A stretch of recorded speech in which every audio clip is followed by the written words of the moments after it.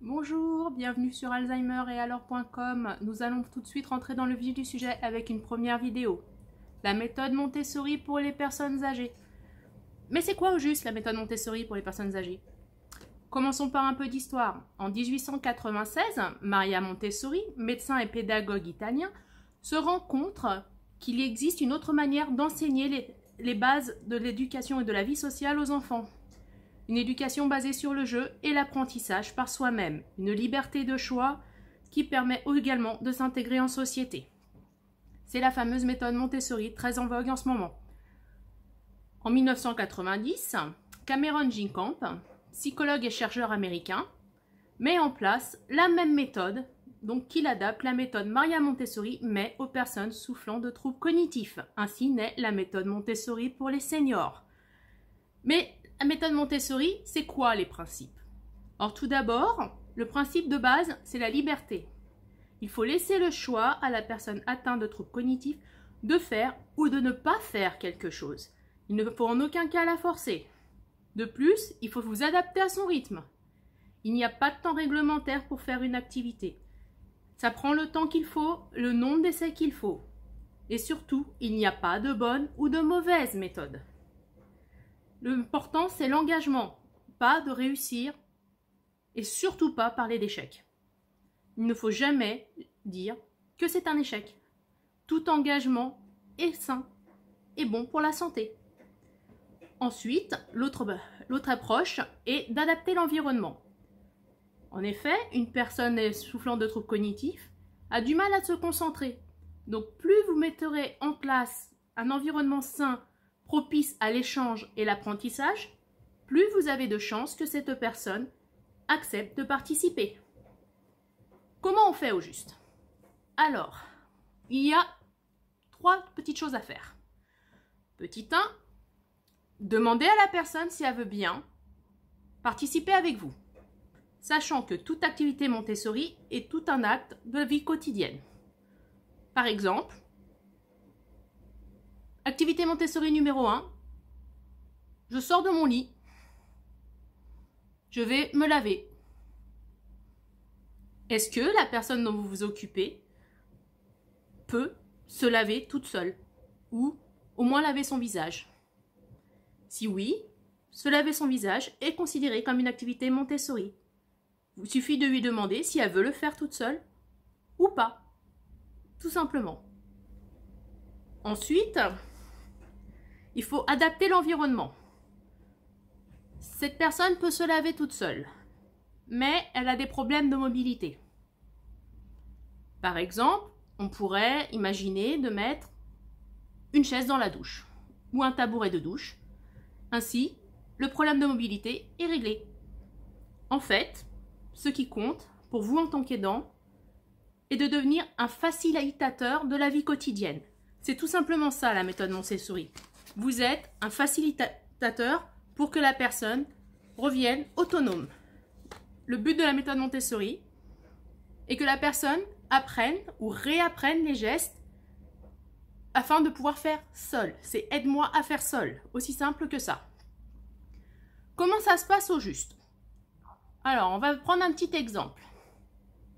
Par exemple, actuellement, le système de santé français, que je connais bien, je suis aide-soignante de métier, est basé sur ce qu'une personne ne peut pas faire. Donc, elle ne peut plus se laver toute seule, elle ne peut plus manger toute seule, elle ne peut plus tenir de conversation toute seule, elle n'a pas d'imagination, etc., etc. Montessori, c'est complètement le contraire. Vous cherchez des activités? Alors, on va tester tous ensemble. Est-ce que la personne dont vous occupez peut voir? Oui? Est-ce qu'elle peut utiliser son odorat? Oui? Est-ce qu'elle a le sens du goût? Oui? Est-ce qu'elle vous entend? Oui? Bah déjà là, on a 4 choix possibles. Sachez que Montessori ne prend pas en compte le médical, mais uniquement les capacités préservées. Donc, nous avons une personne qui peut vous entendre, sentir, goûter, voir. Est-ce que cette personne sait lire? Si elle sait lire et qu'elle en a encore les capacités, bonne nouvelle, car peu importe la démence actuelle, À un stade très avancé, la lecture est une base qui reste. Et devinez quoi? Avec la bonne base de lecture, on peut faire des tonnes de conversations. Donc, il suffit de s'y mettre. Alors, qu'est-ce qu'on peut proposer? Par exemple, imaginons que vous êtes aidant et que vous devez faire à manger, ce qui vous arrivera relativement souvent si vous n'avez pas d'aide à domicile. Comment faire pour que la personne dont vous vous occupez et que vous devez surveiller, plus ou moins, puisse se sentir connectée à vous? Nous préparons un repas.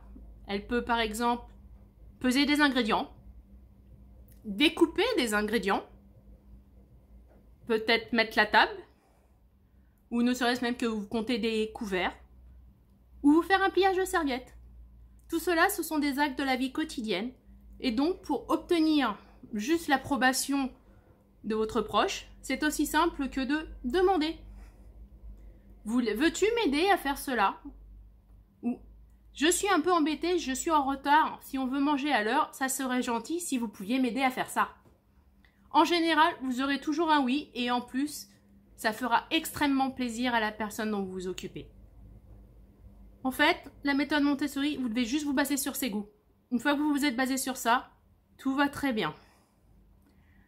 Donc, on répète. Donc, la méthode Montessori, c'est laisser le choix à la personne de faire une activité ou pas.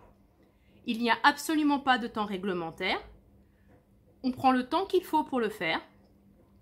Au pire des cas, vous pouvez tricher et en faire un petit peu à l'avance pour montrer comment on fait. Ensuite, il faut adapter l'environnement. Il faut vraiment que l'environnement dans lequel vous proposez l'activité soit propice à l'apprentissage. Une fois que vous avez fait tout cela, demandez tout simplement à la personne si elle veut participer ou pas. Ne vous fâchez pas si elle n'est pas d'accord. Ça finira par venir. Dites-vous que le meilleur moyen de trouver des activités est de savoir qui c'est que vous avez en face de vous. Par exemple, si la personne dont vous vous occupez était une maman au foyer, forcément elle a dû faire la cuisine. Donc elle aime peut-être faire la cuisine. Ou elle faisait du repassage. Peut-être qu'elle aime faire du repassage. Ou la lessive. Des gâteaux.